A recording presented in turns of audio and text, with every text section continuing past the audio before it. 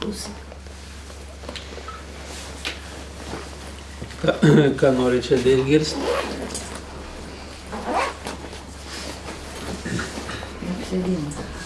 Apie atominius virusus. Ir pavasarinė depresija. Didelius kiekius. Oi, daug istorijos šiltamo. Atominis virusas.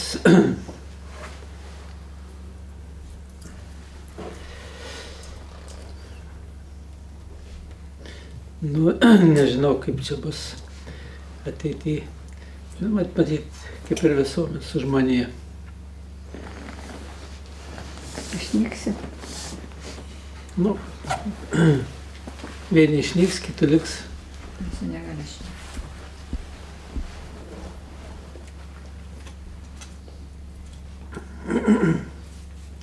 Nu, judėjimas kol kas, sakyčiau, nekoks yra bendroji sumo, jeigu žiūrint, kaip mano prognozėmis žiūrint. Tai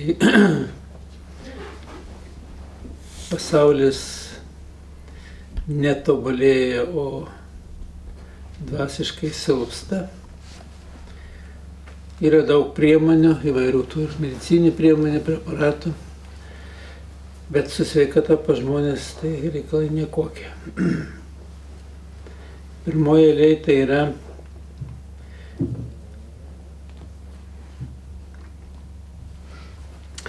pas žmonės nėra jėgų, pavargę. Negali dirbti, negali kurti. Ir kas svarbiausia, kad šitas nuovargis žmonės jisai stiprėja.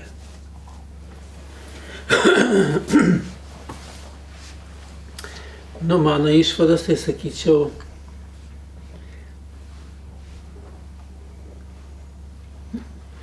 nesupratimas dvasinių dėsnių.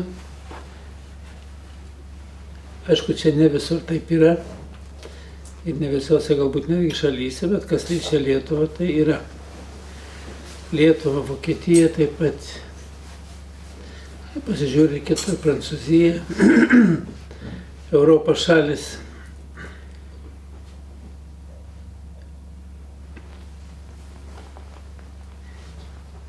Ir žmonės neturi pakankamos Dievo palaimos tos apsaugos.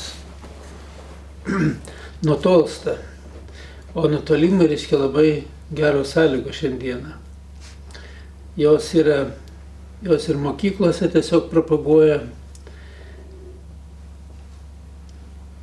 tas vadinamas laisvas seksas. Mokyklose jau moko, kaip reiškia jau pradinėse klasėse, kaip užsimauti prezervatyvą ant mariažo, moko, kaip tabletės naudoti, mergaitės ruošia gyvenimui. Bet čia yra ne paruošimas, o tikrai suardymas gyvenimo. Tos pagrindinių principų suardymas. Nu ir paskiau seka labai daug pasekmių. O tos pasekmės tokios yra, kad vaikai gimsta silpni. Jeigu reikėtų gimdyti ne mažiau 10 lygio, tai pagrindinė masė žmonių gimdo 4, 5 lygyje.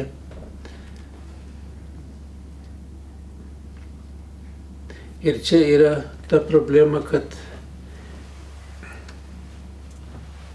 techninės priemonės tos, kurios šiandieną sukurtas ir žmogus pačiau tobulėjimui, žmonių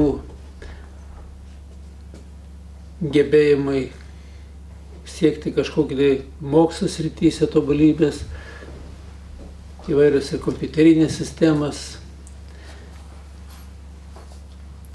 Šiandieną bendravimas yra labai galimas, su kuo nori. Gali su Amerika bendrauti, gali bendrauti su kitoje valstybėje gyvenančiu žmogumi. Ir ne tik, kad pasikalbėti telefonu, bet matyti vaizdą. Ir per bendravimą taip pat irgi labai vyksta dideli pokyčiai. Aš jau, kai buvau dabar Vokietijai, tai teko diagnozuoti, kurie gyvena Anglijai, kurie gyvena Amerikoje, kurie gyvena Maskvoje, Ukrainoje, Kijeve, Baltarusijai, nors Baltarusija netoli Lietuvos, bet iš Vokietijai bendravau su jais. Na, aš Skype'o nesistengiau bendrauti ir netgi kur duotas tas Skype'o kodas buvo, jis jau neegzistuoja. Taip, kad nėra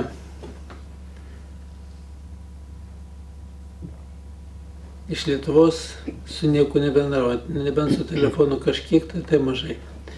Nes tas bendravimas neturi tokio gilaus prasmės, kai bendravimas konkrečiai su žmogumi. Ir konkretus pokalbis su žmogumi, kada jis yra greta, yra kitaip veikia žmogų, kai jis mato akis, mato žvilgsnį. O bendraujant geriau gal negu tik telefonu, kad ir su Skype'u, bet vis tiek. Galimybės yra didelės, bet kai pasižiūri į tuos procesus, kurie vyksta, ir šiandieną kaip tik šitas priemonės ir mobilūs telefonai, internetas, televizija, radijas gal mažiau veikia, daugiau psichologiškai, yra labai galingos priemonės, per kurias eina labai daug informacijos. Ir netgi bendraujant su Skype'u, kai aš buvau dabar centre, toks Radoga kultūros švietimo toks centras, ten Vokietijoje yra, ir leidžia žurnalą Garmonija duši. Matyt, pavadinimas, ten surinkta informacijos visokios, daug pasisakančių yra. Tai vat aš ten, kada kalbėjausi per Skype'ą su viena moterim, tai tas vadas šito centro buvo pašiurpęs. Moteris šneka visai normaliu balsu ir staiga kaip vyras, kaip už reumos. Bet vyriškų balsų taip kaip reikia, ne taip, kad kažkoks dirbtinis kalbuosi.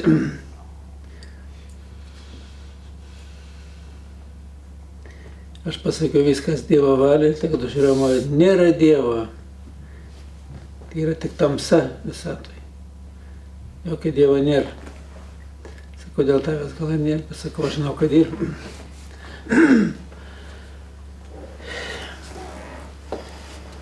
Ir daugelį klausimų atsakinėja, reiškia, kada priešinasi, reiškia, aš jam aiškinu.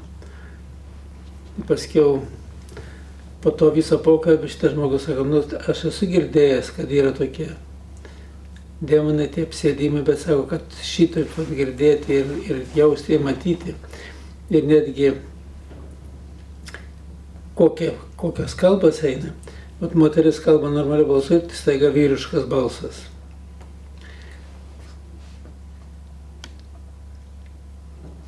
Tai sako, dabar aš jau tikiu, kad yra apsėdimai. Dabar aš tikiu, kad yra tie demonai, virš demono esybės, kur anksčiau jis dar kažkaip tai abejodavo. Galvoju, kad čia kažkokie tai prasimanimai. Vienu žodžiu, egzistuoja pasaulyje daug visko ir kai žmonės nežino, mano, kad čia viskas normalu. Arba kad visai to nėra. O kai saini į tą bendrą vadinamą ryšį, pokalbį, tai paskiau pamato, kaip jie mąsto. Ir tas vadas pats reiškia centro, tai jis yra žydas. Krikščionybė jam irgi taip, tik tai šiek tiek galbūt žinoma. Ir paskiau mato, kad kaip vyksta procesai, tai jisai ir pats savotiškai nustebė žmogus. Buvo kalbėtas, reiškia, ir su Amerika, ir su žmonėmis iš Anglijos, tiksliau sakant, iš pačios Anglijos per Skype'ą.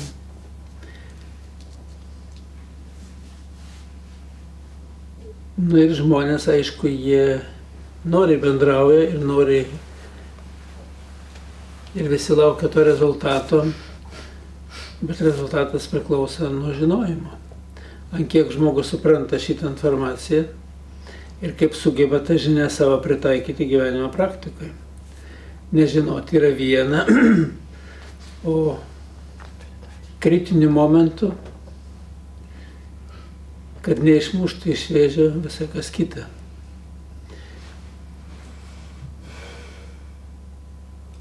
Aišku, visi nori sveikatos, visi nori gėrio, nori, kad sveiki būtų vaikai, nori, vienu žodžiu, žmogus nori gero, bet šitos gero norėjimo,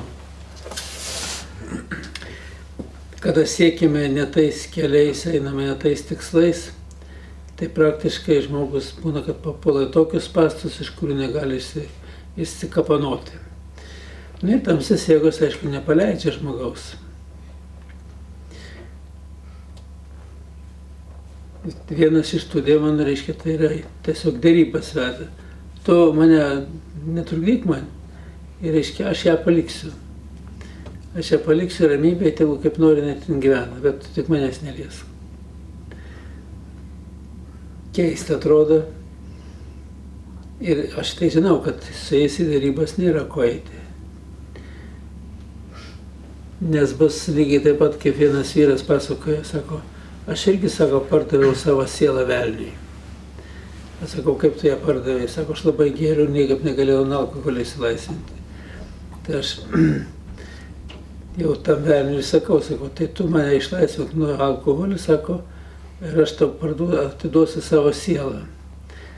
Jis sako, po to visų derybų, sako, aš pradėjau dar daugiau gerti. Tai aš jam sakau, taigi nevykdai sutarties, sielą pasiėmė, o manęs neišlaisvinai. O tas, kuris pasiėmė sielą, sako, o tu dar nenumeriai. Tai va, taip, kad yra su jais derybas tokias, su visom gudrybėm, ir nėra į jokias derybas. Ir štai, kai jis pasakė, tu palik ją, reiškia, palik mane, reiškia, kad ne. Ir aš, reiškia, prie jos daugiau nekipsiu, tai dar ne viskas yra, tie pažadai, jie nėra vykdomi. Tai vat, taip, kad yra ir patiems egzorcistams yra darbo daug. Tik tai vat, nežinau, kažkodėl tai ne per daug matyti vat, jų darbo veiklos. Matyti yra lygiai, kurių netgi patys kunigai egzorcistai arba nemato, arba nekontaktuoja su jais, nes yra žmonių tikrai, kurie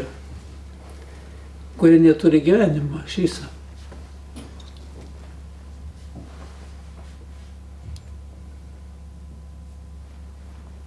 Tai vat čia tokia trumpa informacija, kad suprastumėt, kad tai egzistuoja ir kad iš tikrųjų tie dalykai vyksta ir žmonės nuo jų labai stipriai kenčia. Ir žmogus, kai užvaldytas, jis net nesupranta, kad jis yra valdomas. O kai pasižiūri vat, pagal jo, reiškia, ir veiksmus tos visus, pagal jo žodžius, kaip žmogus kalbasi, atrodo ir kalbasi gerai, bet tas, kuris, reiškia, turi problemų jau šito apsėdimo, tai labai jaučiasi. O kai pabandai pajudinti, tai būna labai suirzęs, sunerimę. Niekad nemaniau, kad aš kažkokią tai tokį, netgi kitokius dalykus darysiu, kad aš bandysiu žmonės pagelbėti. Visur, aišku, yra savo metodika tokia, yra ir būdas prieimo. Tik mano vienas dalykas yra, kad aš neišiminėjau žmogaus, neišvarinėjau. Mano tikslas yra žmogaus lygį pakelti, kad nes aukštesniam lygiai, kai pakyla kokį 14 lygį žmogus, 15, tai jie patys palieka žmogų. Nes jiems būna per karšta ir jie gyventi ilgai negali. Arba, reiškia, tiesiog silpsta ir nusilpsta. Bet jie egzistuoja, jie yra. Nu ir šiandien dar vieną tokį atradimą atradau, kad atominį virusą. Aš maniau, kad taip pat jeigu 1 prie milijono, tai yra 10 laipsnėje, pavyzdžiui, 5 milijonai laipsnių rodiklis. Nu, čia labai stiprus skaičius ir atrodo, kad daugiau nieko nėra. Ir kai aš pradėjau taip tikrinti, maždaug iki milijono, viskas sakė tvarko. Šiandien pasirodo, žiūriu, kad tiems žmonės, kurie turi 10 laipsnėje 10 milijonų, tai sugrįžta atominė virusai atgal. Kaip išlaisvinė, tokio dydžio aš aišku nelaisvindavau, bet jis tiesiog jo, kadangi iki tokio lygio nematuoja, tai ir neišmatuoja. Ir kai jie pasilieka, jie sugrąžina visą būklę tų atominių virusų. Tai vat ir šiandieną mano tokia nuomonė yra, kad du pagrindiniai dalykai yra, kurie daro didžiulę sujaukti žmogaus organizme. Tai yra atominiai virusai ir demonai. Demonai ir virš demonai esybės. Nuo 0 iki demonai jau tai vidutinio lygio ir virš demonų esybės jau yra 4-6 kartus stipresni už demonus. Tai vat šiandien kas daugiausia žmogus sodina. Jo šeimą, vaikų santykius ir visokias būsenas. Netgi pastebėjau tokį dalyką, kad nevaisingumas yra, jeigu jau demonų yra, ne demonų, o atominių virusų potencialinis dydis virš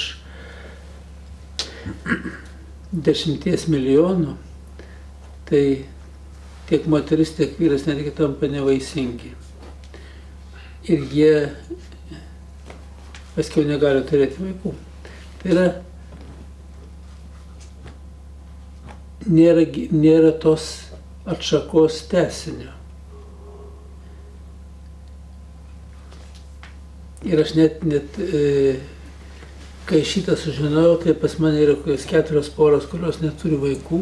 Ir pasižiūrėjau, iš tikro, šiandieną diagnozuodamas vieną moterį, pasižiūrėjau, o kaipgi pas to žmonės tie vat tos esybės atominių virusų, kaip atrodo pas jų organizme. Aš kai žiūriu, iškiau, vienas prie vieneto nėra, 10 laipsnėje nėra, 1000 laipsnėje nėra ir net milijoninė laipsnėje nėra. O kai tikime 1 apie 10 milijonų, iš karto reiškia atsiskleidžia, kad yra.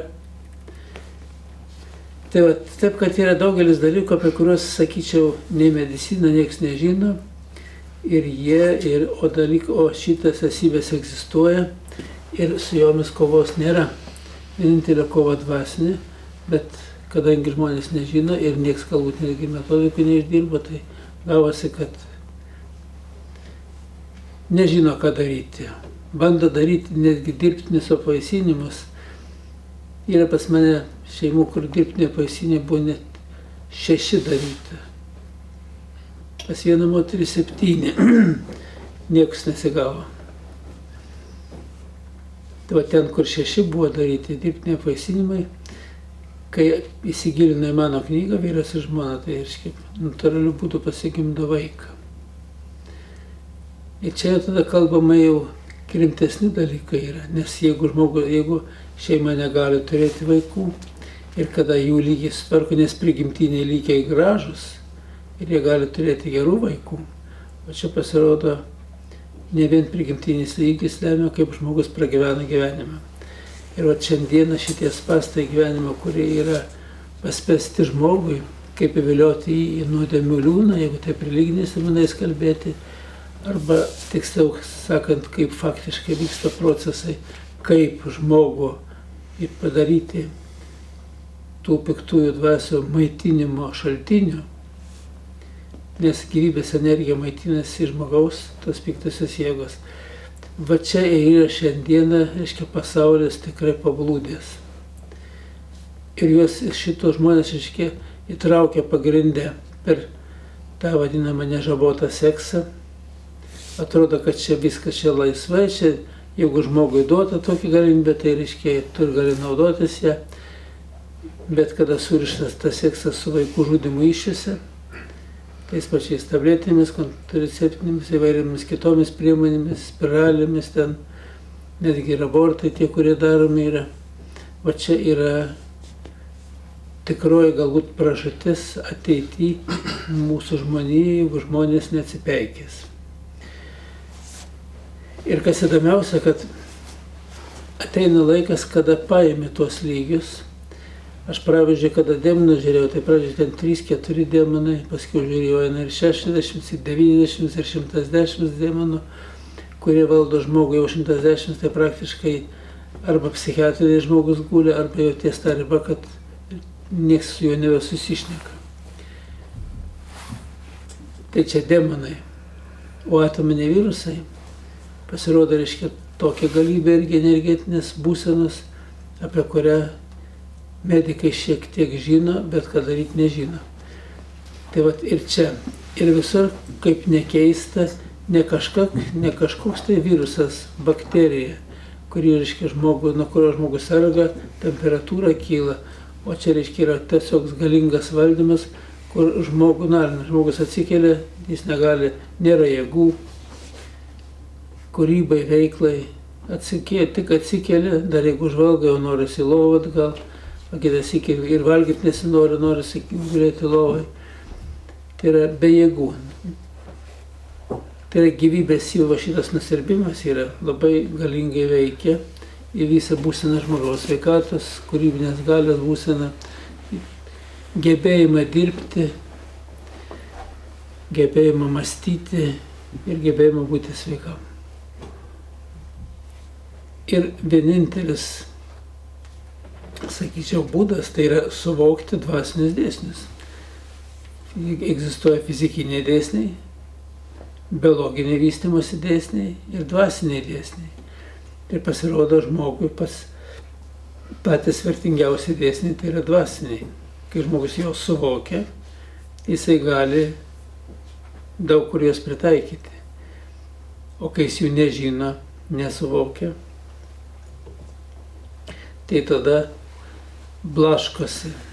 Tai viena pusė, tai kita, tai ir ko tik nėra. Ir va čia padėtis yra labai liūdna.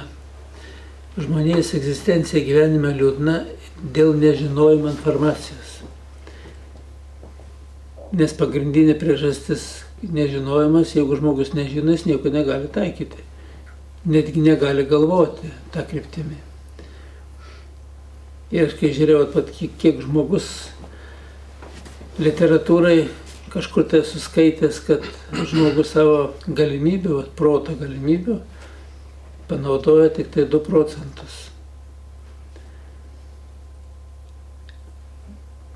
Aš vieną sykį bandžiau žiūrėti, o kiek aš panaudoju tų galimybių. Panaudoju 4%. Paskiau, kai gilinausi, pradėjau gilintis į demonus, virš demonus, ir kada demonai eina virš, reiškia, tūkstantinių tų milijoninio, reiškia, lygio, tai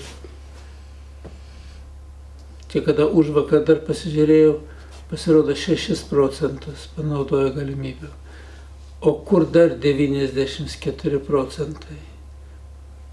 Kokios žmogaus galimybės yra? Ir kaip žmogus galėtų gyventi, jeigu jisai tas, kas duota nuo Dievo, panaudotų tikrai egzistuoti tai dieviškai išminti ir pačiam toje išminti gyventi. Juk yra kalbos, mintis tokias yra, kad istorija, kur piramidės statytos, nebuvogi jokių kranų, bet tie didžiuliai luitai, 10 tonų, buvo užkelti tokį aukštį. Kaip? Tengi su žmonių rankų jėgom neįmanoma. Pasirodo, reiškia, žmonės levitacinių būdų. Aš vienas iki žiūrėjau, reiškia, tokį užklausimą dar sako levitacija. Vat sėdi grupė žmonių, ta tinkama minė, ir jie, reiškia, vienas vadovauja, o kiti, reiškia, tą plokštę neša akimis, mintimis.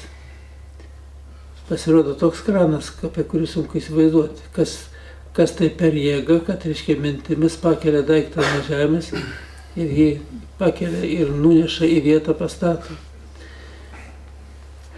Dabar irgi yra žmonių, kurie judina daiktus, tame tarpe, reiškia, yra, jeigu pažiūrėti netgi tą švytuoklį, kur aš jos pagalba, reiškia, tos rodiklės pagalba daugelį parametrų nustatau, naudoju radiesteziniam metodui tirti, tai irgi taip pat gali valdyti. Ir pasirodo, žmogus šitą valdymo sistemą yra praradęs, ypatingai kolektyvinę valdymo sistemą.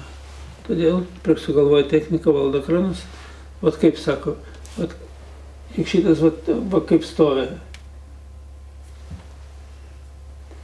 Ir nieko nedarė, jeigu lygiai pastatyti, o taip pat lygiai, aš čia vat uždedu nykštį, kad kartais kai kristų, kad nenukristų žemėn, atsirimi iš karto į nykštį. Tai vat ir duodi komandą, vat pavyzdžiui, į dešinę. Atgal. Į dešinę. Nu čia svoris mažas, bet juda į priekį. Duodi komandą ir juda. Tai vat, ta levitacijos būda, reiškia, žmonės grupinis, tas, reiškia, pasirodo, galėdavo didžiulius luitus kilnoti. Bet žmonės ne tik tai, jie galėdavo ne tik ir persikelti, kas skaitė Anastasiją. Kai jinai persikėlė į kitą planetą, paskui patį migrė persineša tenai. Ten kažkokia ta tvarka vesdinėje. Atrodo kaip pasaka, negali būti šita, bet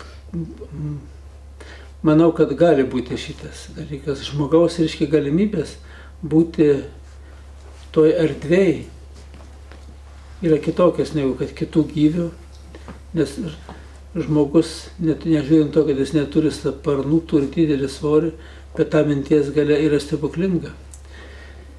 Ir žmonės ją naudoja ne ten, naudoja barniams, pykčiui, nepykantai tarpusavio, savo gyvenimo ardymui naudoja tą jėgą, o ne kūrybiniai galiai.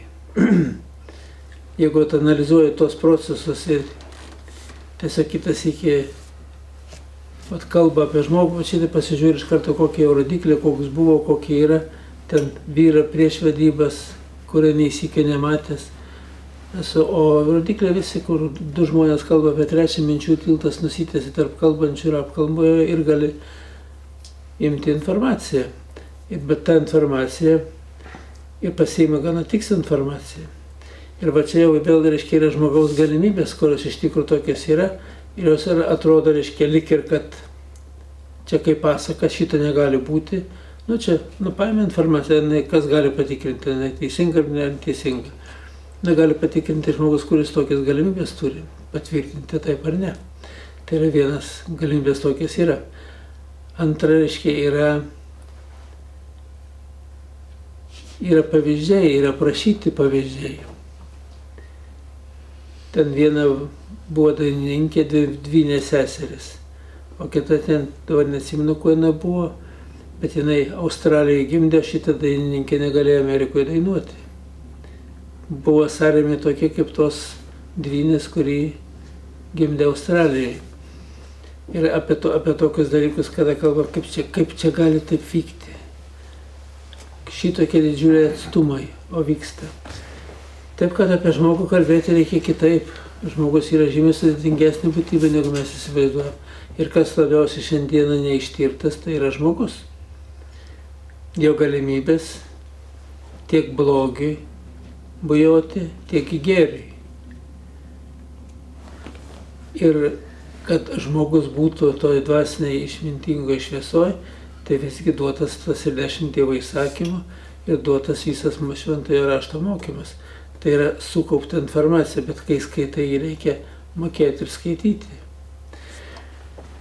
Tai vat yra ir su žmonija šiandieną didžiulė problema. O didžiulė problema, kad žmonės naikina savo patys save. Juk blogas mintis ardo žmogų save. O mintis priešiškos visatos dėsniams, tai netgi kenkia pačiai visatai.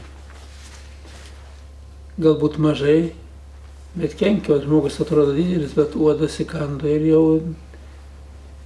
bando jį nubaidyti. Tai ir žmogus, reiškia, yra, atrodo, nedidelė būtybė, bet jeigu jo mintis eina skersai per visą visatą, tai reikia suprasti, kad čia yra dalykai rimti. Ir kas liečia to viruso, pavyzdžiui, egzistenciją, juk žmogaus minties galia, proto galia, kurį sukuria tą potencialą. Ir tas potencialas, jeigu imti energetinę būseną maždaug per pusę kambario, tai reiškia eina, kad 10 kažkur tai paimti laipsnio rodiklyje, pavyzdžiui, 10 milijonų laipsnio rodiklis, kas tai per skaičius yra. Jeigu ten 5000 laipsnio rodiklis, jau galingas yra. O čia šito atominio viruso veikla, kuri turi tokią energetinę būseną, bet šita būsena yra, kurie eina kiaurai per visatą.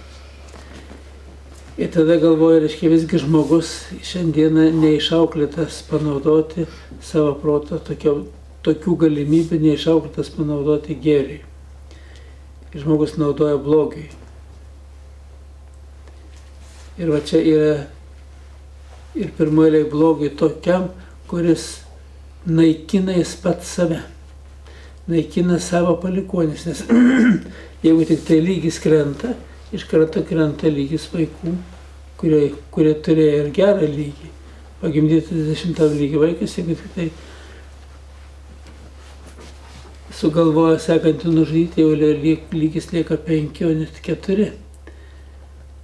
Ir kai sužinai šitos dalykus ir galvoja, kodėl iki šios dienos niekas šitų dalykų nekalba. Ezoterinė literatūra kalba apie daugelį visokių niuansų, bet apie tokius dalykus kažkodėl tai tyli. Visi pripažįsta, kad negerai, bet paaiškinti, kodėl negerai, negali.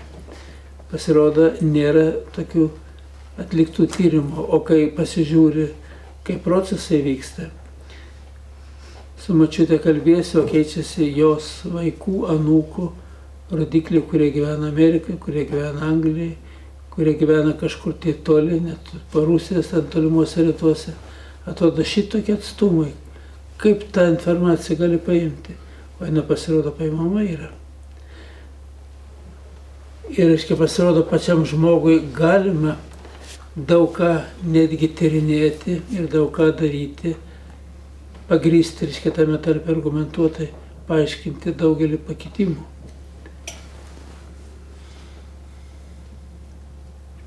Ir man šitos tyriamosius darbus, kur aš atlieku, tai praktiškai būna, kad, tiesiog kaip su kažkokiu tai iš paskos bizūnu, ar kaip pavadinti, varo, kad, reiškia, eik į priekį. Aš atsimenu, moteris, dar Vilkaviškį skaičiau paskaitą, po to, reiškia, konsultavau moteris, vyras, tėvas, mama, dukra, brolis, tas, reiškia, dukros, tai yra sūnus jų, tų tėvų. Ir ta panelė, reiškia, ta moteris jauna tokia. Jinai,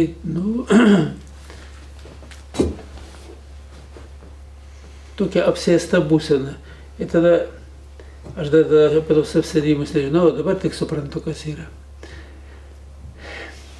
Aš atlieku korekciją, viskas, reiškia, išeina jie. Bet paėmiau telefoną, reiškia, daviau, kad galėtų paskambinti, nes padėtis rimta. Ir žiūri, kaip keičiasi rodikliai. Ir jos būsena tokia, kad jeigu jai nepagalbėsi, tai jinai gali išeiti iš gyvenimo. Bet išeiti ne šiaip savo. O tie pradėjo toks paskutinis apagėjęs troškulys. Jinai tiesiog negali jau vandens praryti, jau pilna visur, kaip sako, iki pat čia. O troškulys atrodo, kad nuo troškulio numės, sužadintas toks jausmas jos yra. Ir jinai negali nei miegoti, negali nei valgyti, tik nori gerti. Ir tada žiūrėjau tą visą grandį. Vieną dieną ant rytojus žiūriu, 2 dienas jau reiškia, nevalgo, tik tai geria ir nemiega, svarbiausia nemiega. O žmogus jau 4 paras nemiega, jis jau pas jį viskas važiuoja, smegenų veikla sutrinka. Čia yra amerikiečių tyrimai, jie darė tokį tyrimą, dar aš aptarnavau armiją ir skaičiau, reiškia, laikraštyje tarybiniais laikais, kad jie atliko tokį eksperimentą. Ten duodavo, tai vieną naktį neleidžia miegoti $100, antrą naktį, jeigu ta sudėtingai eksperimentuoti, $200 už antrą naktį, už 3 parą, jeigu jau neleidžia savo, ten $500 ir taip toliau, reiškia. Tai daugiau 4 parų nieks net laikė. Ir neleido sapnuoti. Ne taip, kad mėgoti, o sapnuoti neleido. Nes žmogus, kai pradeda sapnuoti, pas jį pradeda vaikščioti akies vyzdžiai. Ir vat, kada stebė jie, tie, kurie eksperimentą atlieka, jie mato, kad žmogus sapnuoja, pažadina jį ir ką tu sapne matai. Taip, kad nesapnuojančių žmonių nėra. Nes sapno metu vyksta kažkokie tai procesai fiziologiniai, kurie irgi taip pat neištirti yra, kaip turėtų būti ištirti.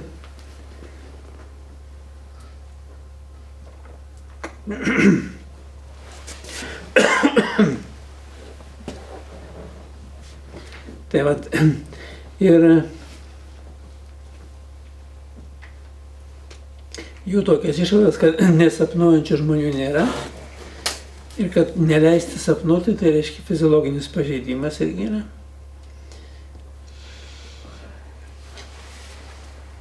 Kurio paskiau pasiekmes irgi liūdnas.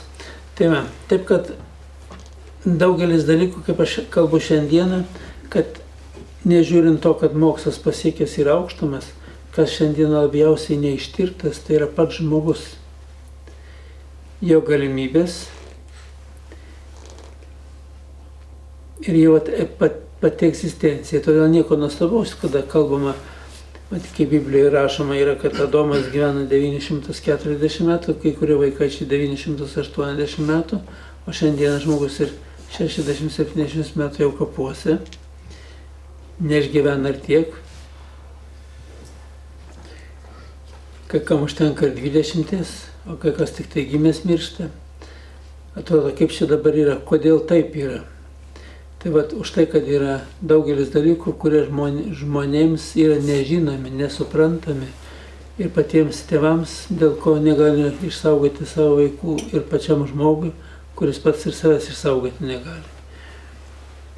Ir va čia yra daug klaustukų, kurias reikėtų tirti, bet tyrimai daug kas nepasiduoda. Medikamentiniams tyrimams naudojami mikroskopai, naudojami, reiškia, ten tyrimai kraujo sudėties, ten kažkokie tai organų tyrimai, ten virškinimas sulčių ir taip toliau, bet tai yra vis toli gražu, ne tas.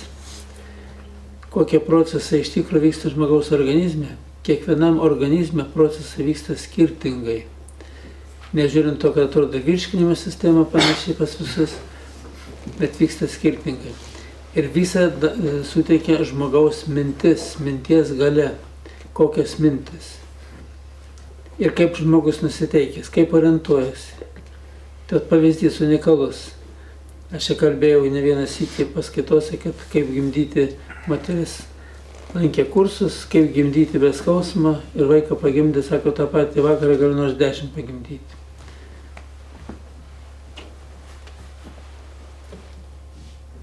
O dabar nuvažiavau, reiškia, į Vokietiją, jinai su 3 vaikščiojo neščia ir negalėjo pagimdyti iš viso, darė Cezario pjūvį.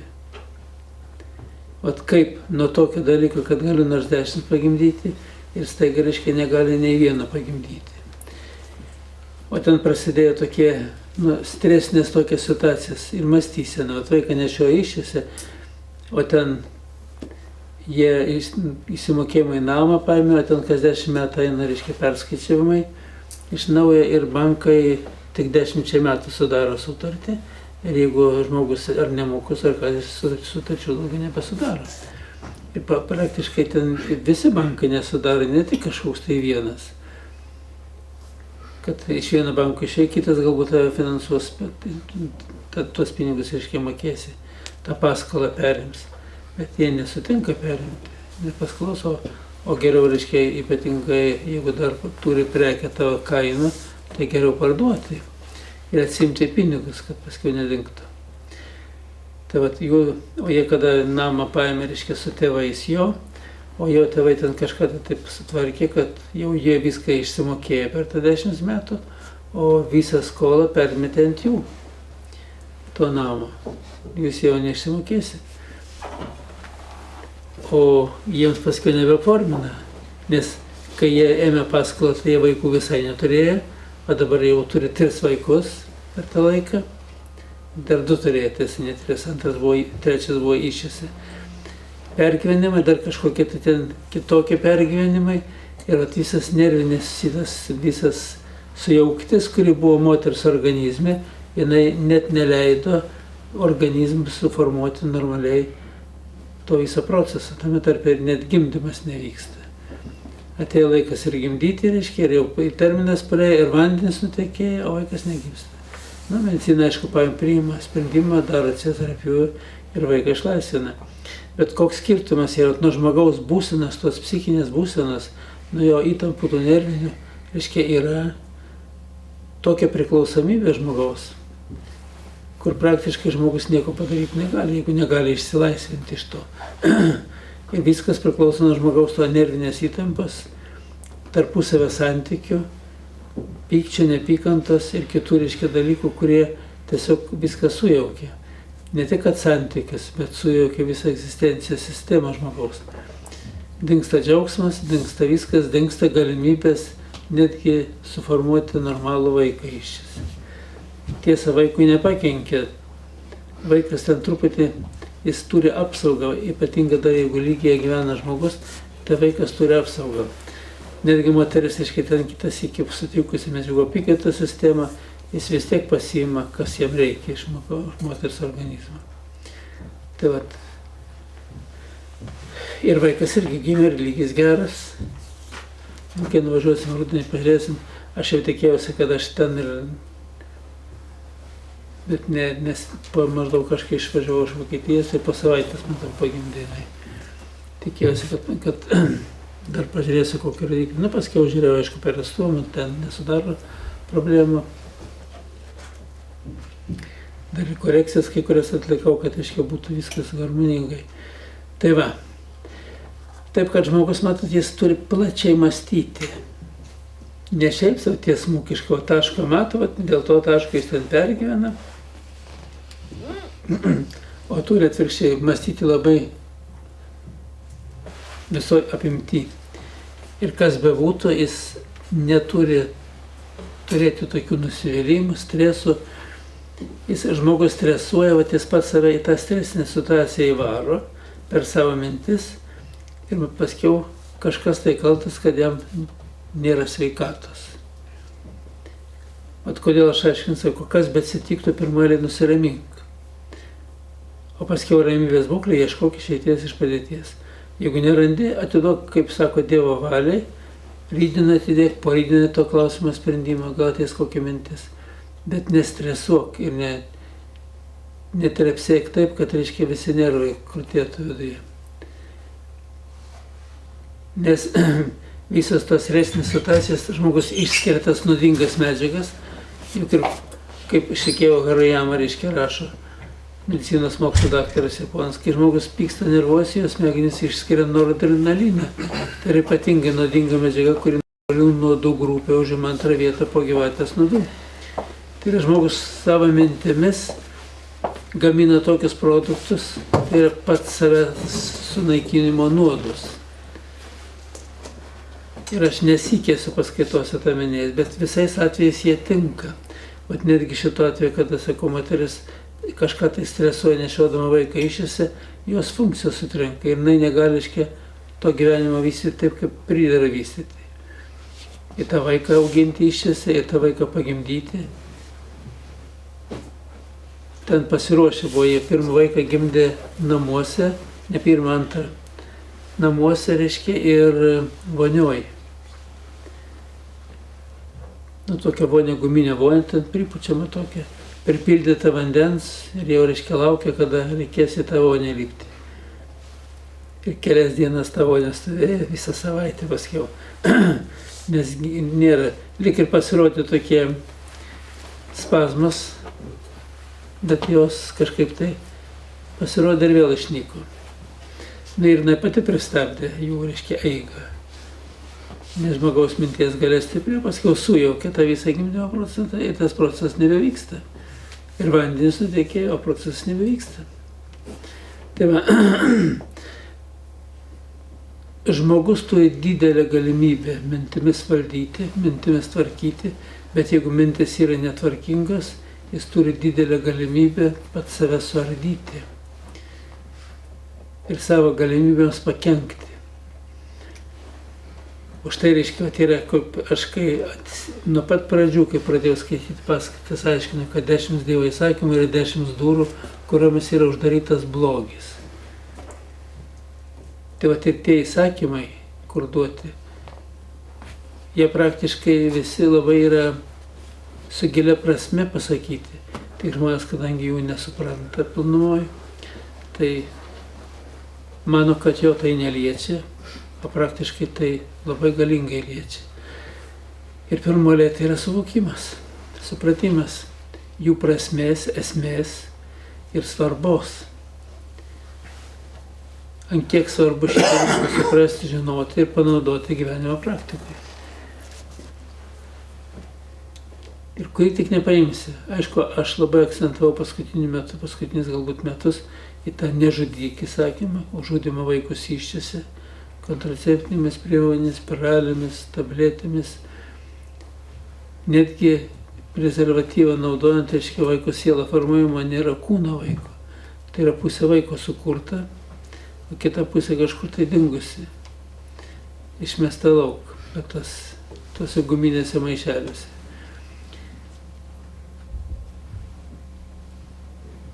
Ir tie dalykai yra, sakyčiau, kadangi žmonės nežino, o dar jo labiau labai pats mokslas nepatvirtina. Tai vat gerai, kad atsiranda kai kurios mokslininkų grupės, kurios, aiškiai, pradeda tos dalykus tyrinėti ir paskiau paskelbė. Tai vat pas mane yra toks diskelis Samarinos, Tamaros Nikolajevnos. Iš Marijos Radė paimta. Tai jinai ten daugelį procesų aiškina. Jinai, aišku, nežino mano informacijos. Ir tai, reiškia, aiškina viską apie tai, kad visgi negalima, reiškia, naudoti tų kontraceptinių priemonių, o reikia vadovautis, reiškia, žmogaus fiziologija ir kaip tvarkyti, ko nedaryti, kad tas vaikas, to vaiko nebūtų. Bet esmė yra ta, kad neįvyktų apvaisinimas. O visi mano, kad tabletė išgeria ir apvaisinimo nėra. Apvaisinimas yra kontraceptinės priemonės tabletės, jos nesustabdo apvaisinimo, o sustabdo vaiko vystymasi iščiose. Ir tada, reiškia, gaunasi taip, kad vaikas yra, o jam neleidžiama vystytis. Ir žmogus, reiškia, tiesiog nužudo iščiose vaiką. Yra poveikiai didžiuliai, yra, aš esu nesikį minėjęs, bet čia rečiau, netaip dažnai paminiu, reiškia, yra galima vaiką nužudyti mintimis. Nestiprus įsigandimas, nėštumas, iš karto visi rodikliai krenta ir jie gali nukristi iki tokio lygio, kad, reiškia, paskiau ne tik, kad to vaiko nepagimdysi, bet gali išvis nebepastoti. Nes žmogaus mintis yra galinga jėga, perprogramuoja žmogaus būseną. Ir atgailos sistema, kur pasakytų, nusidėjau mintimis, žodžiais, darbais ir apsileidimais, tai praktiškai žmogus pirmoje eilėje stovi mintis. Ir jeigu mintis prieštarauja visatos dvasinėms dėsnėms, tai žmogus ir mintimis suardo savo likimą, savo gyvenimą ir paskiau nori turėti tą gyvenimą. Bet nusivylimas gyvenimu iki nenoro gyventi, tai dažniausiai pasitaikintis, kur suardo pats žmogus savo gyvenimą. Netgi nesėkminga meilė ir jau nebenori gyventi. O paskiau gyventi nori, bet jau programa dirba. Tas nenoras gyventi, kuris buvo, jis dirba toliau. Ta sistema veikia. Sardyti žmogus ardo, o kad atstatyti atgal programos funkcionavimą, net nemano, kad reikia to daryti. Juk yra duota ir atgailos sistema, ir maldos sistema, kurių pagalba galima atstatyti tą visą savo gyvenimo klaidą. Bet kai žmogus taip ir palieka eigai, tai ta programa toliau ciksi kaip tas laikrodis užprogramuotas. Taip, kad žmogaus mintis turi būti kūrėjo, o ne ardytojo. Ir jeigu jis yra kūrėjo mintimis gyvena, kūrėjas yra. Jeigu ardytojo mintis netitinka visatos dvasinėms dėsniams, tai jis yra prieštarauja pačiam kūrėjui, jo sistemai ir mano, kad jisai daro teisingai. Kai kurie taip ir kai kurie užpykė ant Dievo, kaip čia Dievas taip sukūrė, kaip čia jam nepatinka šitaip tam žmogui. Ir jis keiksnoja Dievą. Ir nieko iš to nėra gero, tik bloga. Atsiriboja nuo tos sistemos. Reikėtų harmoningai palaikyti visą Dievas sutverto pasaulio harmoniją. Jinai yra nuostabi, tik reikia ją palaikyti. O žmogus eina prieš harmoniją ir ardo tą pačią harmoniją, įneša sujaukti ir į visatos harmoniją ir papuolęs į tą priešiškumą srautą, jisai ardo pats save. Juk pyktis, agresija, neapykanta, nuoskaudos, nusivylimai, visas neigiamas emocijas pirmoje eilėje ardo patį save. O paskiau, jeigu dar pasiekia kitą žmogų, tai irgi tada, jeigu yra kažkoks tai ryšys, tarpusavinės santarvės, tai ir kitam žmogui kenkia. O šiaip žmogus yra apsaugotas netgi nuo nužiūrėjimo, nuo prakeikimo, nuo visų kitų dalykų, kurie jis turi pilną apsaugą. Bet jeigu jisai sardo tą apsaugą, tada jos neturi. Arba turi silpną apsaugą. Ir yra žmonės, kurie gali padėti pakeisti, perprogramuoti tos dalykus arba išvalyti tos atomo virusus, kaip iš kompiuterio, tai ir žmogaus dvasinio lygmens sistemos, bet tokių žmonių yra nedaug. Bet dar blogiau yra, kad kai kuriais iš tikrųjų išvalo, kitos jis pakenkia. Už tai lysti žmogaus vidų labai nepatartina yra. O netgi ta veikianti apsauga žmogaus būna kenkia tą patį ekstrasensą, energetiką. Toks kunigas Ariulis yra Vilniaus Žvėryno bažnyčiai. Kunigavo visą laiką. Tai jis pamokslas sako, miršta rašytojas ir miršta žudikas. Ir bėga laikas, žudiko nuodėmių laukas silpsta ir po truputį jis jau kyla į dangų. O to rašytojo nuodėmių laukas stiprėja ir jis dar giliau klimpsta į peklą. Tai aš kitą sykį paskaitos sakau, nežinia kaip man bus, kai numirsiu. Ar kilsiu kažkiek aukštyn, ar žemyn važiuosiu. Visi žmonės mano, kad aš aukštyn kilsiu, bet sakau, galbūt yra tokių kabliukų, kur aš pats nesuprantu, nežinau. Tai vat, kodėl taip yra? Už tai, kad kai žmonės skaito rašytojo knygą ir daro, reiškia, tas klaidas pagal tą knygą, tai jis, kuo daugiau žmonių klimpsta į tą nuodėmių liūną, tuo blogiau rašytojai, kuris parašė. Taip, kad bet ko rašinėti nereikia. Dabar kitas iki žiūrint, tiek literatūros išleista, ir praktiškai žiūrėt, kad kiti, kokia jos vertė. Gal kažkokia tokia, tai istorinė vertė yra, tautos kažkokia tai gyvenimo aprašymas, jis irgi duoda kai kurias, aiškiai, tos supratimą žmogaus, kaip gyvena tuo laikotarpiu, gali panalizuoti, jeigu tave domina. Kiti, reiškia, kažkokias tai nesąmonės aprašo. O pavyzdžiui, knygą rašo apie meilės kažkokius tai sukūrius. Nuvažiavo moteris į kurortą ir aptarėjo meilužį ir gyveno kaip rojai, kol buvo kurorte. Kita moteris pasiskaičiusi tokią knygą, nuvažiuoja į kurortą ir pirmoje ieško meilužį, kad jai būtų taip kaip tai moteriai, kurie aprašyta. O paskiau sužinojo vyras, dar užtiko ir po to nuėjo skyrybos. Romano galutinės pasiekmes.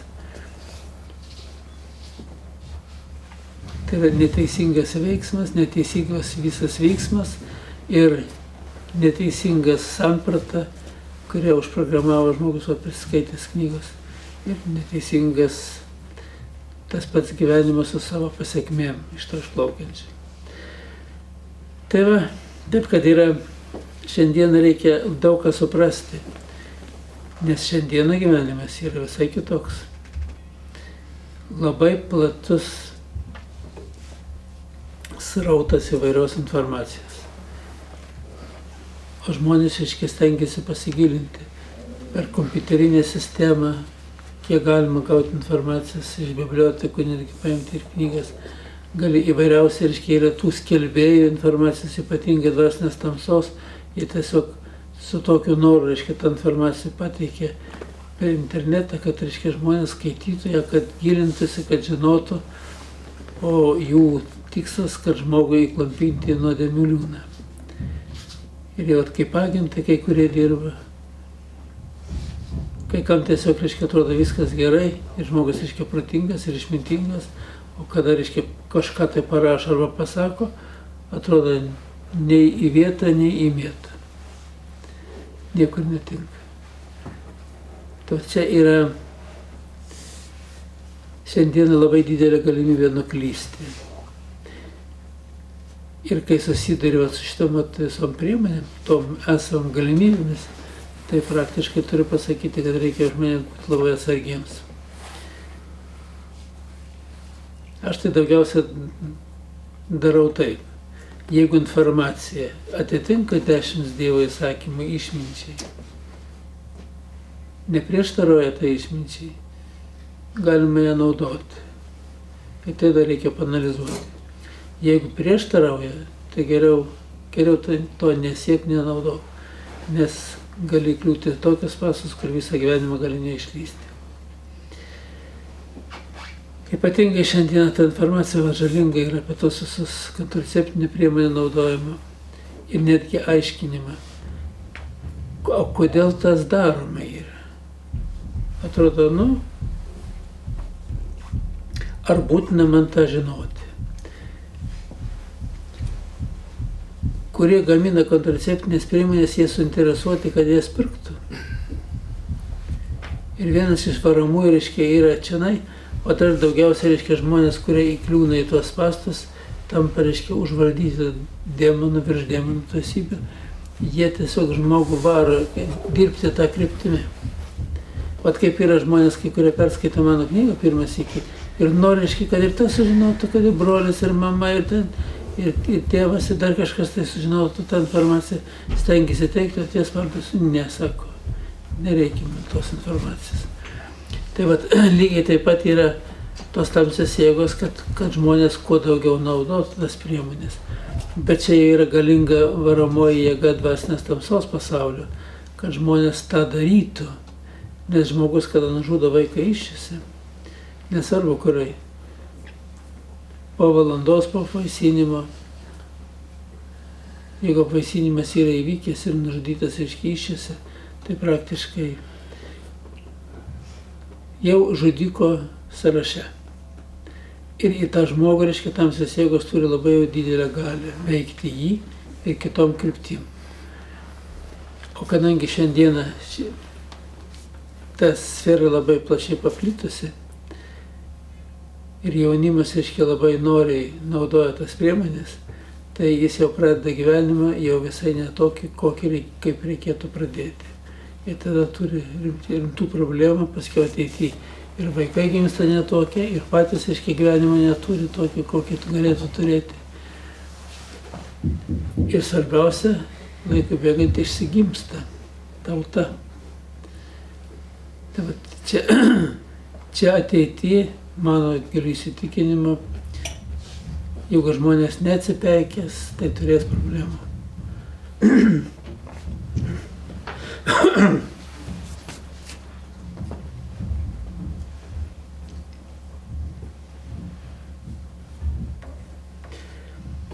Kita dalis, tai reiškia žmogaus tas dvasinis neišprusimas, stoka informacijos, kai žmogus nežino, jisai mąsto kitaip. Ir tas mąstymas yra, juk nebereiklo pasakyta, atgailos sistema nusidėjo mintimis, žodžiais, darbais ir apsiredimas. Pirmoje eilėje stovi mintis. O tas mintis žmogus, kada nežino informacijos, iš tų šaltinių klaidinančių gavęs, jis pasikeičia. Jo mąstysena pasikeičia. Ir todėl nieko nuostabaus, kad paėmė knygą, net nenori jos skaityti. Pradeda skaityti, ne mano nuomonė kitokia apie gyvenimą ir meta į šalį. Dar neperskaitęs, meta į šalį. O kodėl meta į šalį? Štai, kad piktosios jėgos neleidžia skaityti. Nes jeigu žmogus šitą informaciją gerai perpranta, tai jiems dingsta maitinimo šaltinis. Nes tos dvasinės esybės jos maitinasi žmogaus gyvybės energiją. Ir va čia ir visi ir tie demonai, ir virš demonų esybės, ir nuo nulio iki demonų, visi atominiai virusai, netgi virusai, kurie yra jau virusinė, turi savo, reiškia, netgi fiziologiją, kūną. Ir tie yra paskendę į šitą visą, naudojasi žmogaus gyvybės energiją. Ir žmogus pasirodo galingas tas šaltinis maitinimo. Ir kai žiūriu, žmonės gyvybės energijas toms piktosiams jėgoms atiduoda daug, vidutiniškai, kaip pas mane lankosi, kažkur tai apie 60%. Gauna iš Dievo, reiškia, gyvybės egzistenciją 100%, 60% atiduoda piktosiam jėgom ir jam lieka 40%. Bet yra žmonės, kurie atiduoda 70%, jam lieka tik 30%. Tie žmonės sunkiai jaučiasi. Dar jaunas žmogus kartais biškį lyg ir turi jėgų, o pagyvenę žmonės dažniausiai neturi jėgų, ne tik, kad reiškia kūrybai, darbui, veiklai, bet normaliai būsenai palaikyti. Tai va čia jau blogai yra. O štai norint, nenorint, jeigu norint normaliai, kad viskas būtų, reikia gyventi aukštame lygyje.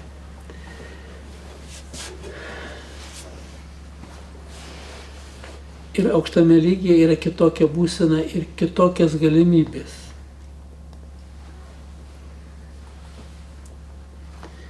Nu, jeigu tai pasižiūrėti, va šiandieną rytą aš atsikėliau 4 valandą.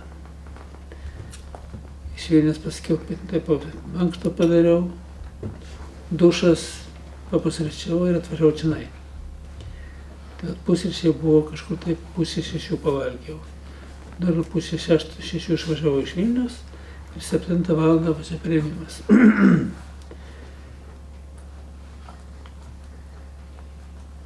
Ir truputį va dabar užvalgiau prieš paskaitą. Nebuvo laiko. Taip gavosi, kad reiškia žmonės yra... Buvo pietų pertrauka skirta valanda, bet ir neištirpo. Tai vat, aš tai paskaitą pavėlavau 10 minučių, ne 10-15. Durys ant ratų. Nu tai būna kartas, kad taip aš padariau. Bet tai svarbiausia pas mane, visos dienos tokias yra, kaip ir įtemptas. Per matyti mažai laiko skiriu. Reikia gal 1,5 valandos žmogui skirti. Aš skiriu valandą ir per valandą, kadangi šeimoje daugiau narių yra, tai reikalinga ten skirti dėmesį, būna kartas, kad nespėji. Tada užsitęsia. Persusime grafikas.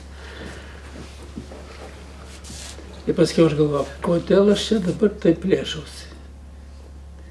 Ir matyti, po truputį reikės mažinti.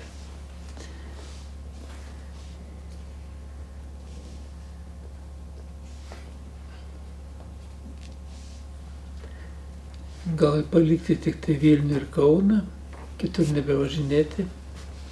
Čia dar ir Klaipėda, ir Palanga, ir Panevėžys, Šiauliai kartais dar. Daugpilis irgi būna. Tai jau seniai taip sakė. Taip seniai sakėtis. Apie šimtą. Streikuoti aš tūt. Nu, reiškia, taip yra senai, taip manau padaryti, bet dar kol jėgų turi, dar jas tempia toliau. Tai jeigu tik tai Vilnių ir Kauno, tada ir Vokietijos nebėra. Ir Vokietija, man pavyzdžiui, ten, nu tai to, kad aš nuvažiuoju, yra žmonės, kurie tai, nu jau, kaip sakyti, jie pastovi, reiškia, stengiasi palaikyti ir pastovi, reiškia, nori, pastovi kviečia. Tai va tik tai, kadangi važiuoja tas vėžės, tai ir važiuoja. O šiaip tai, ten irgi keičiasi labai, auditorija keičiasi, viskas keičiasi, bet įpratau, tai jau 15 metų važinėjau. Dar į metus 2 sykius. Taip, kad 2 mėnesius aš praleidžiu Vokietijai. Vokietijai, Prancūzijai, Olandijai, va tose Europoje.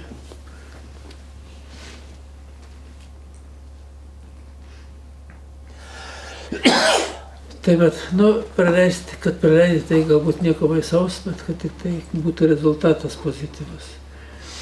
Ir žmonės tai būna, po paskaitos žiūri lygis 10, 9, pas KK 8, ateina į paskaitą lygis 3.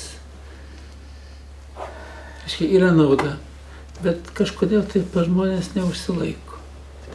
Negatyvi ta informacija ir neigiama emocijos rautai paima viršų. Tiksliau sakant, tamsios jėgos, jos padaro savo darbą. O žmogus nepakankamai išprūsęs, kad jis nepasiduotų. Nu, galbūt nėra taip ir paprasta, aš jau tiek laiko dirbu ir aš dirbu tik tai tą darbą, tai man lengviau užsilaikyti. Jeigu aš dirbčiau kitą darbą, gal aš važiuočiau žemyn. Su nieko daugiau nesusiduri. O dabar nori, nenori, reikia tokiam lygiai būti.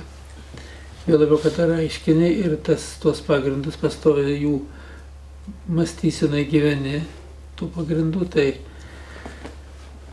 pavyksta išlaikyti 15 lygį. Bet sakyčiau, verta jį išlaikyti. Dar žiūrėsi, kai kurie eksperimentai pas mane, reiškia, aš irgi matot eksperimentuotojas esu. Tai kai kurios dalykus žiūriu paskui po kurio laiko, kaip bus po to. Ir pokyčiai atrodo viskas gerai, o kaip jie išsilaiko. Ir ko reikia, kad žmogus išsilaikytų. Tai va, ir dar misėjau, kad visgi reikės šiemet kažkaip tai 7 laidą išleisti knygos. Papildymą. Nu, gal biškai bendras vaizdas pasikeis, bus daug kas tas pats, bet ir tie patys atominiai virusai, bet pasirodo, aš galėjau senai parašyti, bet pasirodo, kad dar nereikėjo rašyti. Nes atominio viruso veikla yra žymiai platesnė. Ir galimybės atgyti ir netgi galimybės, ko gero, sukurti tų virusų veiklą. Žmogus, kada nukrenta iki atitinkamas lygis, jisai, reiškia, vėl susigrąžina viską. Tai yra tų atominių virusų kaip egzistencija sistema, ne taip, kad virusinė sistema yra, o kad, reiškia, žmogaus būsenos tinkamas lygis pritraukia jos egzistenciją į save. Ir jie tada gali žmoguje gyventi. Ir atvirkščiai, kai žmogus pakyla aukštesnį tą lygį ir virusams tampa neprieinamas. O kad tas įvyktų, reiškia, jeigu žmogus turi žinoti informaciją, jis turi gilintis, jis turi pastudijuoti gerokai, paanalizuoti. Ir tada galėtų palaikyti. Dabar buvo Vokietijoje visą mėnesį. Tai tie, kurie dažniau lankydavosi, žiūrėt, eina 5, 4 lygis jau per mėnesį. Nebėra 10.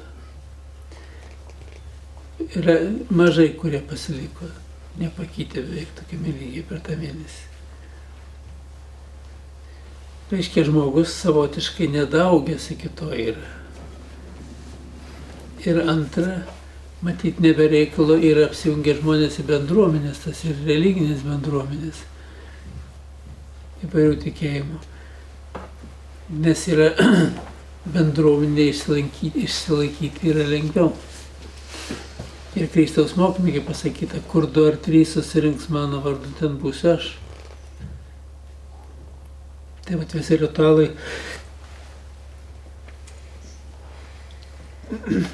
ritualai, kurie yra atliekami vat bažnyčioje, tai religiniai, jie yra vertingi to, kad ten ne 2 ar 3, ten būna, kad ir 100 susirinkę. Taip pat Vokietijoje bažnyčios yra labai didelis. Jų talpa galingai yra didelė.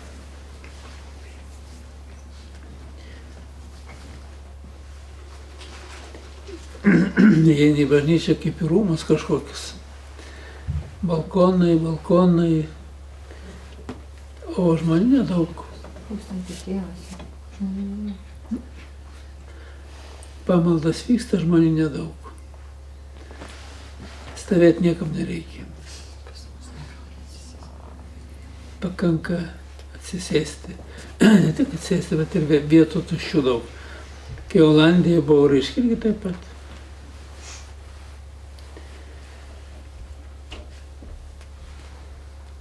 Taip kad yra su tikėjimu šiandieną ir su religinio mokymo pritaikymu visgi, sakyčiau, yra matyt nepakankamai informacijos ir galbūt tie patys ritualai yra arba per daug supaprastinti, arba jie yra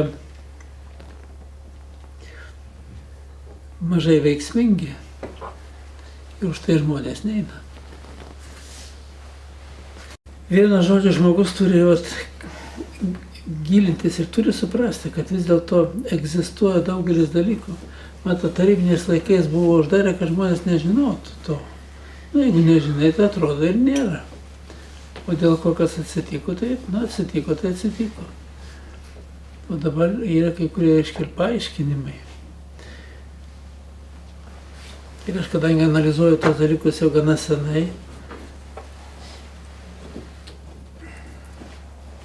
tai turiu pasakyti, kad pagrindinė esmė tai žmogus nežinojimas kaltas yra. Kai nežino, jis elgesi taip, galvoja taip, o paskui yra tos ir galvosenas ir elgesio pasekmės. Taip, kad geriausia taip suprasti, suvokti ir kaip tas Katinas Leopoldas veliukams sakydavo, gyvenkim draugiškai.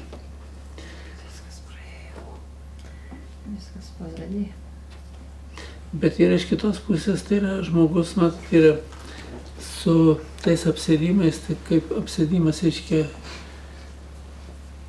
papuola žmogus į tą apsėdimą sukūrė, tai jis praktiškai ne kiekvienas gali valdytis. Yra kai kurie, kur tikrai, kad turi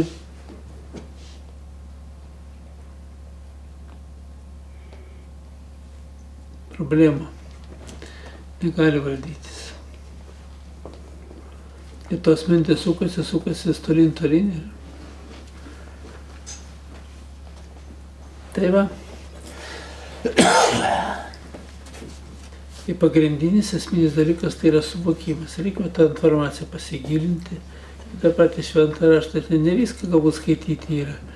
Ten tos istorijos, kur aprašytas, nebent yra tokias labai geros vietos, kur reikėtų atkreipti dėmesį. Nors ten tos visas istorijos, kur aprašytas, jos irgi turi labai didžiąją nešamąją išminties galią. Bet kai žmogus, aiškiai, nežino ir galbūt to gilaus suvokimo neturi, tai atrodo, perskaitai. O praktiškai tai visur, reiškia, turi, kur pasižiūri, visur, reiškia, aprašyta kažkas tai. Ir tas aprašymas parodo, kokia gili prasmė daugelio dalykų yra.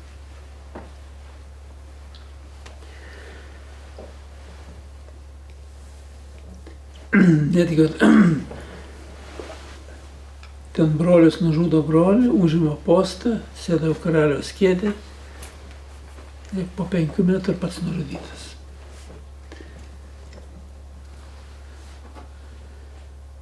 Ir tos pasiekmes kažkur tai yra panašios ir seka panaši. Ir rezultatai tie yra. Ir kada žinai tuos visus dėsningumus, kai skaitai, tai savotiškai netgi yra įdomu. O kada, reiškia, nežinai dėsningumą, tai atrodo ten, ir kam šitą žinoti, kam čia, reiškia, prirašyta šitą. Tai man vienu žodžiu, gilintis į dvasinę tavo dėsningumą visą labai pravartu, labai reikėtų. Mokėti panaudoti tą dvasinį išmintį savo gyvenimo praktikoje dar geriau. Bet pirmoje eilėje suprasti reikia.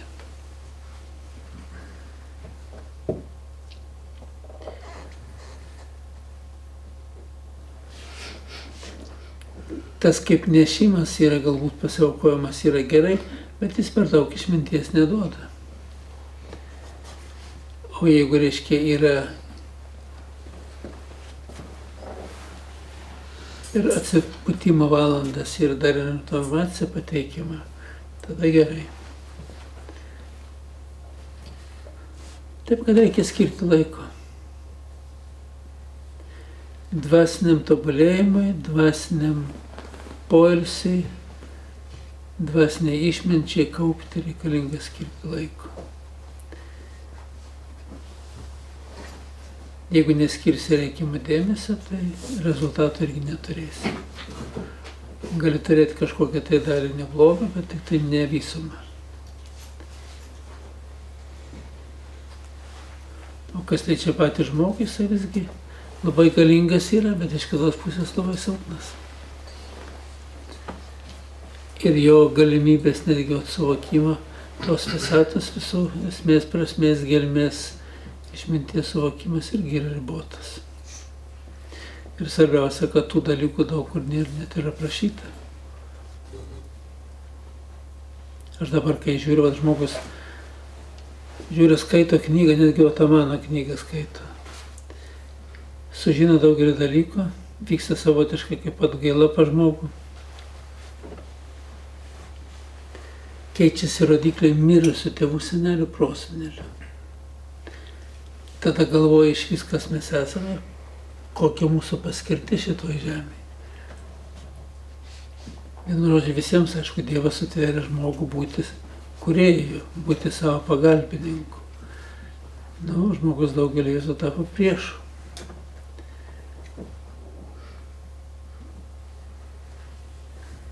Ir čia yra ir minčiai, ir žmogaus suvokimui, supratimui didelė erdvė, į kurią reikėtų pasižiūrėti, pažvelgti visai kitaip. Ir kas sugeba suvokti, suprasti, daug kas keičiasi žmogaus gyvenime. Idealiai suvokiančių nėra nei vieno, aš jau daug žinau ir tai negaliu sakyti idealiai.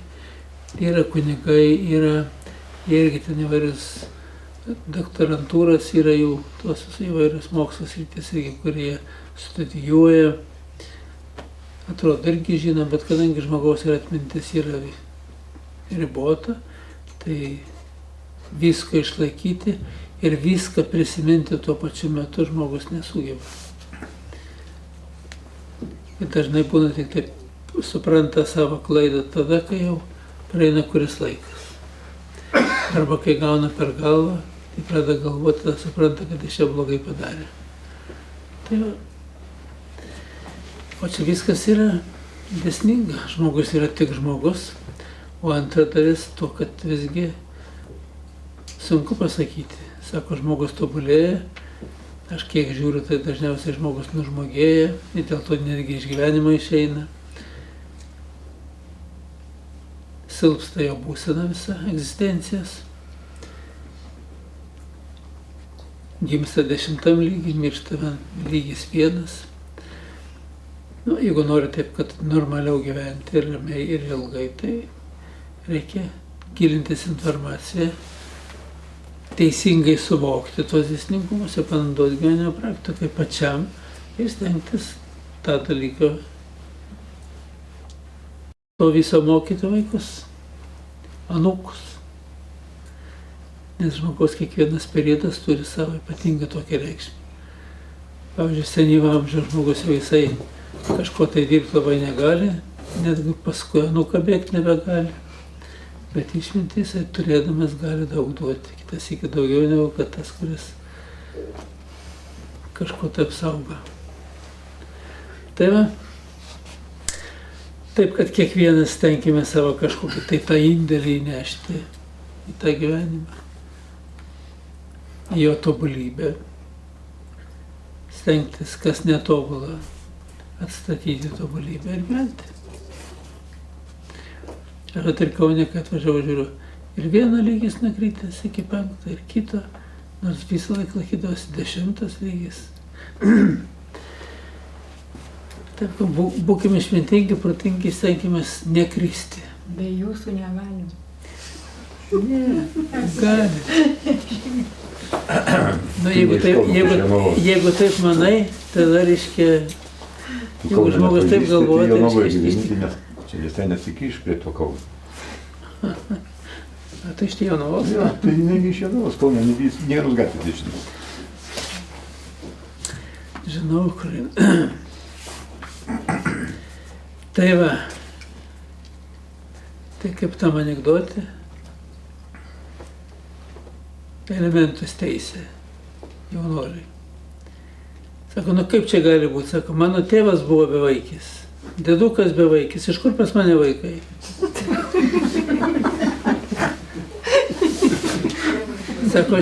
Sako, o tu iš kur? Sako, aš iš Minsko, nu ir kas?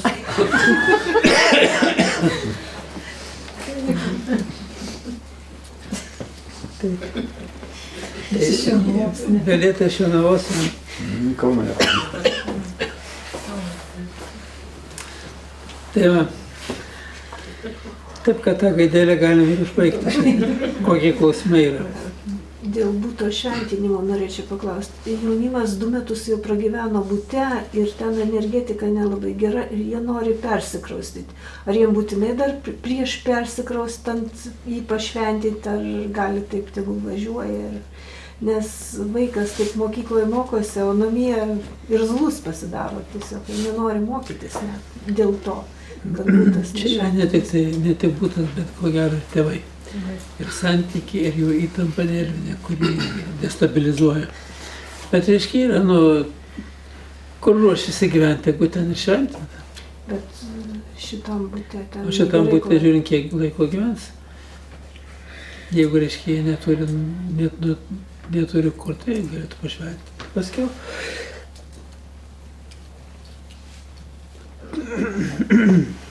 Šventinimas, matot, yra geras dalykas, bet vis tiek paskiau reikia laikytis kitų visų dvasinių dėsningumų.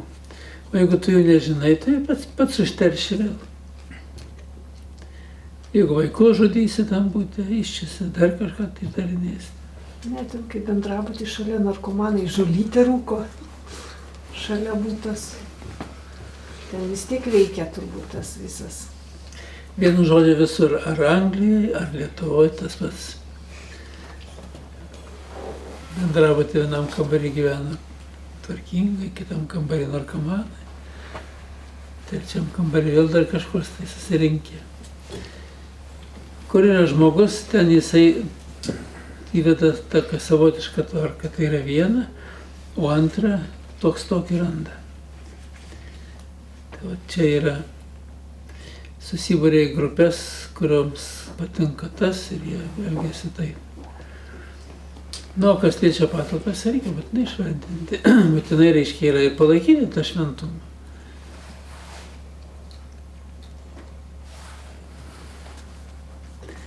Yra tie ritualai, jeigu jie nuoširdūs yra galima, žmogus ir pats daug ką.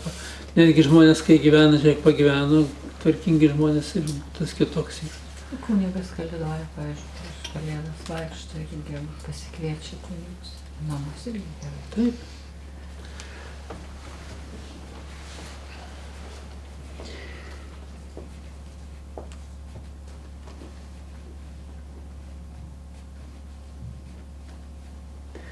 Aš atsimenu puikiai pokario laikotarpį, tai kiek man dargi nebuvo uždrausta tiems kunigams kalėdoti.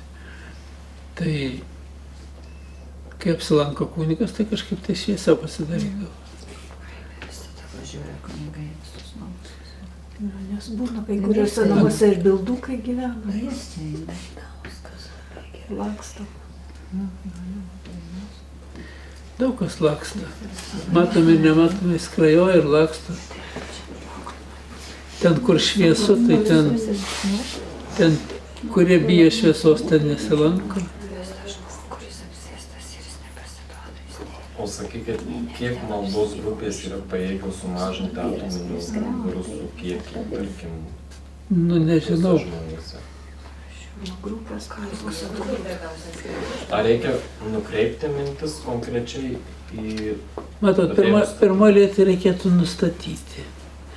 Vat jeigu rūpia, nustatai, kad jie yra, kokie potencialai, tai tada, reiškia, juos paveikti yra žymiai lengviau. Bet jeigu bendra forma,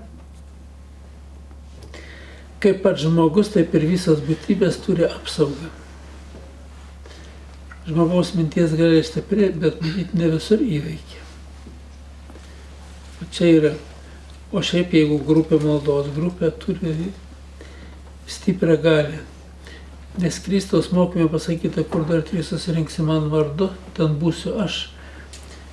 Ten, kur yra Kristus, ten daugelis dalykų vyksta labai stipriai. Taip kad čia yra, reikia panaudoti ne tik tai šiaip, kad maldos grupė, bet panaudoti tą visą išmintį. Nu ir kita vertus, maldos grupė neturi būti tų kažkokiu tai prieštarojančių minčių viens su kitu. Arba negatyvios nuomonės viens apie kitą. Turi būti monolitas. Tada gerai.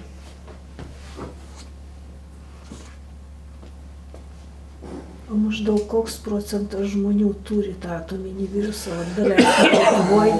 Nežiūrėjau. Negaliu tvirtinti. Pasakyčiau daug. 50 procentų ar daugiau? Ko gero. 99. Ne, tiek ne. Visi išmirtų tada. Ne, tai būna pragyvena ir 90 ir 100 metų atominį virusą. Bet jeigu jisai, reiškia, nesuteiktas jėga papildomą vystymuisi, tai jisai ir snaudžia. Tai ir emisijos tokiem būsena ir būna. Bet ir medicina jau tą virusą pripažįsta, mano vyrui, kaip čia buvo, jūs tada pranašavo dėl to viruso atominį. Paskui jis gulėjo ligoninėje ir tokia jauna daktarė, kuris stažuojasi ir Vokietijoje visur. Ir apie tai prakalbo. Sako, galvoja, čia mano onkologija, čia vėžys. Ir čia sako, tas yra atominis virusas, kuris dabar visi čia sako, savo ir dar mes priešinį labai sugeba klinikos. Nu, negali būti, jeigu, reiškia, mokslas ir tik kažkur tai jau yra pastebėta, tai vis tiek kažkas tai pradeda, reiškia, jau tos dalykus ir žiūrėti. Tai Vokietija stažuojasi, čia tokia visur, tai jau būtent prakalbo. Vokietija žino. Būtent po tos jūsų informacijos yra sužinojo.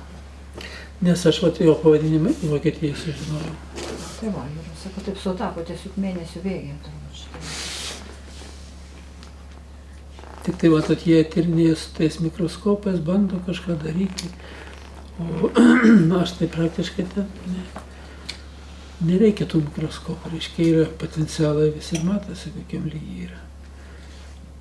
Tai vat, šitas metodas, jeigu medicina gerai įsisavintų tą metodą, daugelis sugebėtų jų. Tik tai vienas dalykas yra, kad informaciją kiekvienas mato galbūt subjektyviai. Tai yra gali būti ir iškreipimų. Už tai daugiau žmonės pasitikė prietaisais, o ne žmogaus galimybėmis. Tai vis tiek medicina surast gali, o gydymo metodų kaip ir nėra šiai dienai. Yra maldos grupė. Bet vaistų nėra, tablečių nėra. tablečių nėra, nes dvasinių ligų tabletės negydo. O jis yra visai kita sudėtis jo yra. Jis yra virusas, bet virusas daugiau energetinės būklės, negu kad fizinis. Iš vis medicina su virusais kovoja labai blogai. Iš vis nekovoja, tik su pasiekmėm kovoja. Jie neturi būdų, kaip kovoti. Pavyzdžiui, hepatitas C nieko nepadaro. Tik veikimą biškį susilpnina ir tiek. O čia surištas su valdymu, su galvos smegenų sistemos valdymu. Va, pačia rožė, pavyzdžiui, gydymą medicina nesutvarkoma, kad rožė, kada žmogus įsimeta rožė. Kažkokiais antibiotikais tam kažkiek pažiūrėjau. Rožė, reiškia, anksčiau užkalbėtai gydydavo. Taip, užkalbėta. Kokia užkalbėjimo? Kadangi rožė yra liga atsiradusi nuo kažkokio tai streso ar pergyvenimo. Ypatingai nuo išgąsčio. Arba pergyvenimo, kad kažkas bus ne taip. Taip, kad yra surišta ir su baime, ir su pačiu stresu. Ir jeigu nusijima to streso pasakmes, rožė išnyksta. Bet laiks nuo laiko pasikartoja. Mano vyrai čia taip. Jeigu atsikartoja jo poelgis ir ta gyvenimo kažkokie tai tie patys bruožai, tai atsikartoja ir ta liga. Žmogus nesikeičia, jis padaro išvadą. Gal jis ir supranta, gal negali keistis. Ir tai ką tai. Neleidžia paskaityti knygos, neleidžia eiti į bažnyčią, neleidžia. Matot, sako, neleidžia skaityti knygos, neleidžia eiti į bažnyčią, tai kas neleidžia? Kažkas neleidžia, nenori žmogus. Nenori žmogus, man nereikia. Bet iš tikrųjų taip yra, neleidžia. Jis pradeda skaityti ir jam paduoda mintis, kad čia yra nesąmonė. Čia yra nieko čia naujo, tai manau. Neleidžia į paskaitas ateiti. Jam nepatinka, jie vaidai bažnyčią ir malūną, pavyzdžiui. Žada teisiu. Giminės atvažiuoja 15 metų nebūna, kad tik nenueitų. Bet tas žmogus yra nesusitvarko su savimi. Nu, iš dalies gerai, kad žmogus turi tokį tvirtumą. Bet jeigu jisai tas tvirtumas neišmintingas, tai negerai. Jeigu jisai paskapoja į kitą kraštutinumą, tai čia jau ne tvirtumas, čia silpnumas. Nes irgi tvirtumas, tai dvasinės tamsos. Nu tai ką, iki malonaus sekančio. Ačiū.